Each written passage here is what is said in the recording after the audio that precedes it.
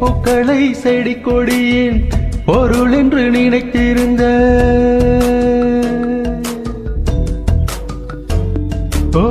பூக்களை செடி கொடியின் பொருள் என்று நினைத்திருந்தேன்.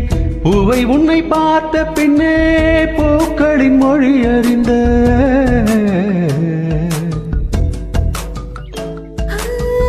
தலையணை என்பதெல்லாம் தலைக்கின்ற நினைத்திருந்தேன்.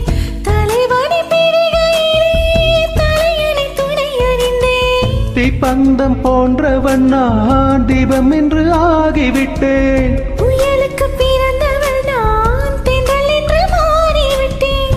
கருங்கல்லை போன்றவன் நான் கற்பூரமாகிவிட்டேன்.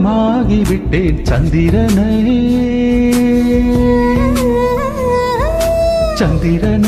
தொட்டது யார்?